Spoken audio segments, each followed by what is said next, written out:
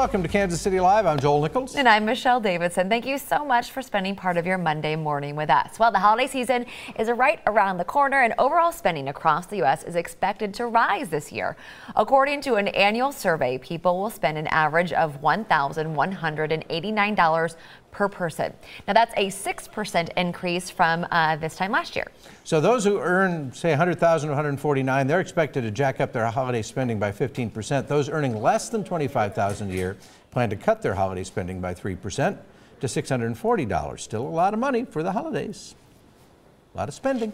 Can you wait to start shopping? Because I'm very excited to start. I always try to wait until after Thanksgiving. Do you do it early or do you do it later? I mean, I do procrastinate on certain things, certain people. I'm like, I don't know what to get them.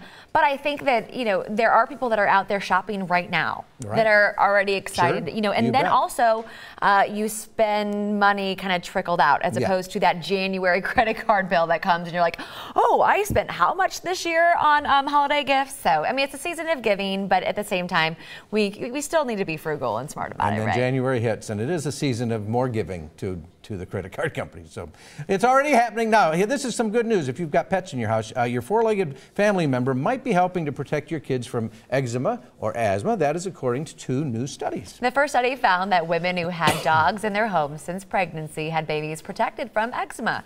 And in a second study, researchers believe a dog's bacteria may protect children against asthma symptoms. The study showed that exposure to a dog in the first year of life was linked to 13% lower risk of asthma in later childhood.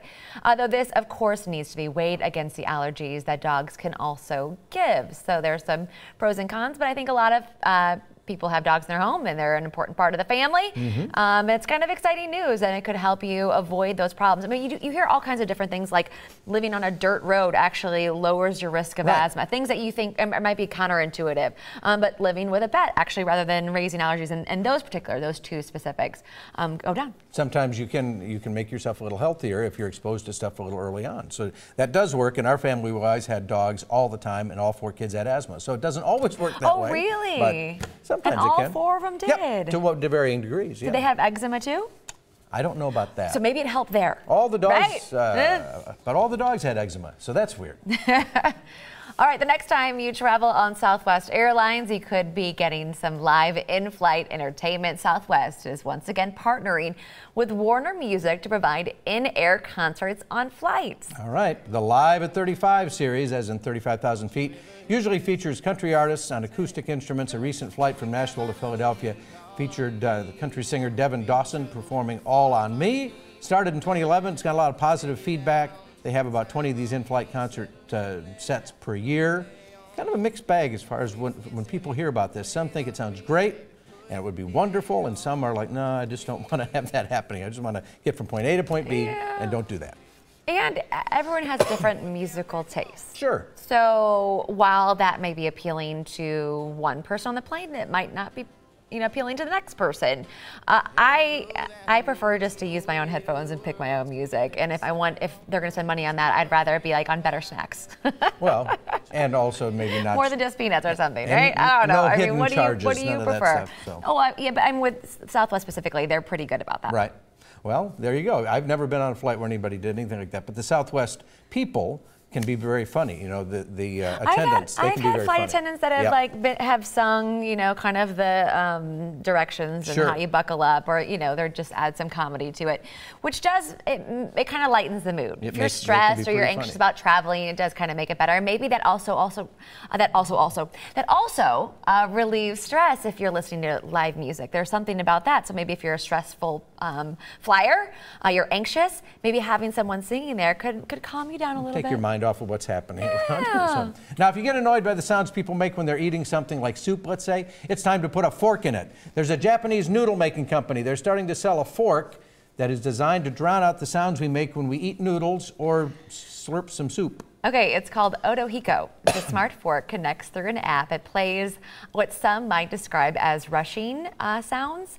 Whenever you do slurp, there's a built-in microphone that catches the slurp noise, which then is forwarded to your smartphone, and then it plays that noise-canceling sound, which some people think slurping is annoying. People might think that the sound that your phone makes is annoying. I will say, For me, the most annoying sound, and my kids, they always do it when they're to the bottom of their drink. Yeah. And that slurp sound, trying to get the last bit of soda or whatever it is, or even water, that slurpy sound is incredibly unnerving and annoying, but I don't know if I want that on top of it. Well, this is just replacing one noise with another noise. Yeah.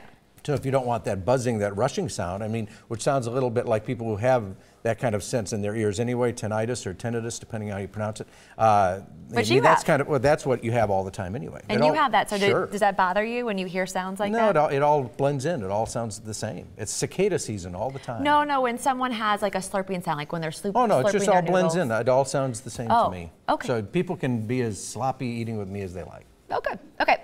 Well, have you ever sent a message that regretted it later? Well, you're staring at your phone, you're hoping you can take it back. There is a new WhatsApp feature which includes an unsend feature. Okay, it's basically your ability to take that message away. So you say, "Oops, I shouldn't have sent that," and then bloop, bloop, it's gone. Okay, so there's this Disappears. new way you can recall your messages, delete it from someone else's chat on this WhatsApp deal. Its functionality is not a gimmick. It's an official new feature on WhatsApp. It's part of the new update, and this new feature is now being tested. It's going to be rolled out globally very soon. I'm sure this happens to people fairly often where they send something and they go, "Oh, I didn't really explain it," or "I want to bring it back," or something like that. I guess it would come in Have you ever handy. done that? Where you send a message sure. that was inappropriate Just and you're like, another, I need to take not about that back. inappropriate, but I've sent messages that are out of despair, and then you find out the person didn't want to hear about your despair, and I wish I could bring those back.